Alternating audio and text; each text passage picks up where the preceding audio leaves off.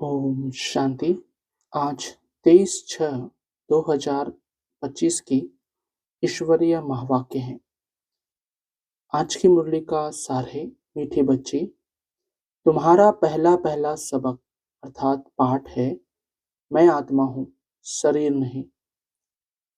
आत्म अभिमानी होकर रहो तो बाप की याद रहेगी।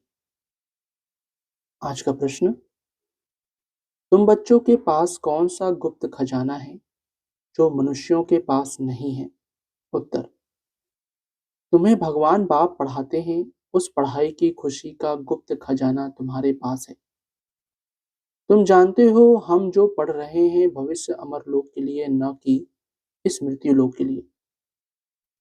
बाप कहते हैं, सवेरे सवेरे उठकर घूमो फिरो, सिर्फ पहला पहला पाठ याद करो तो खुशी का खजाना जमा होता जाएगा।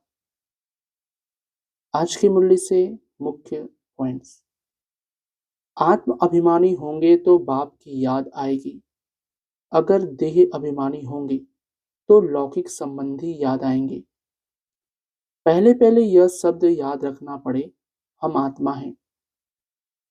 मुझ आत्मा में ही 84 जन्मों का पाठ भरा हुआ है।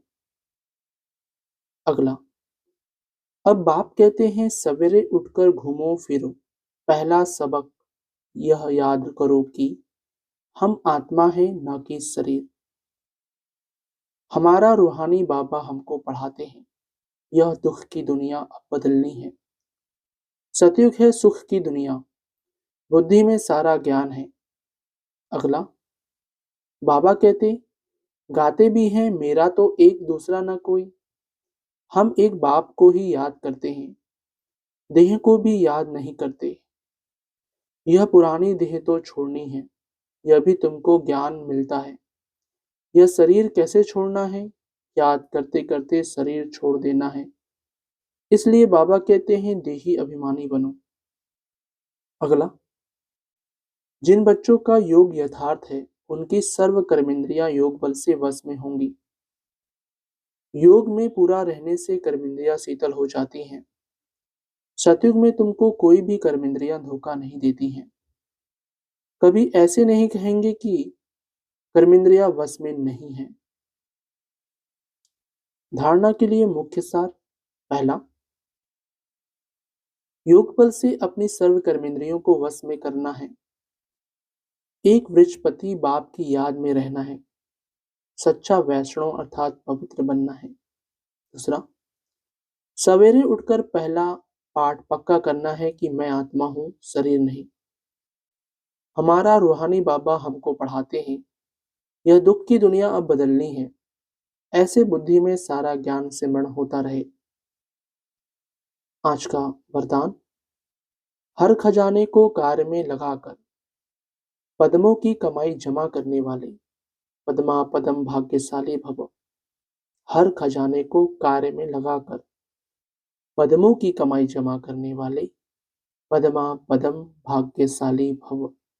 स्पष्टीकरण, हर सेकंड पद्मों की कमाई जमा करने का वरदान ड्रामा में संगम के समय को मिला हुआ है। ऐसे वरदान को स्वयं प्रति जमा करो और औरों के प्रति दान करो।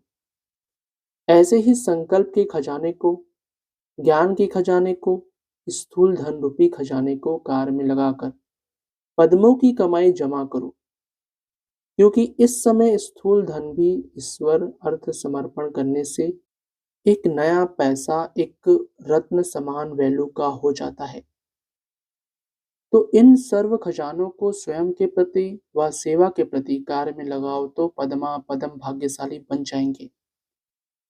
आज का स्लोगन, जहां दिल का स्नेह है वहां सबका सहयोग सहज प्राप्त होता है। जहां दिल का स्नेह है वहां सबका सहयोग सहज प्राप्त होता है। अव्यक्त इशारे, आत्मिक स्थिति में रहने का अभ्यास करो, अंतर्मुखी बनो। अब ऐसे ट्रांसपेरेंट पारदर्शी हो जाओ जो आपके शरीर के अंदर आत्मा विराजमान है वह स्पष्ट सभी को दिखाई दे। आपका आत्मिक स्वरूप उन्हों को अपने आत्मिक स्वरूप का साक्षात्कार कराए। इसको ही कहते हैं अव्यक्त व आत्मिक स्थिति का अनुभव कराना। अच्छा, ओम शांति मीठे बाप दादा। ओम शांति सर्वस्व ब्राह्मण परिवार। ओम शांति।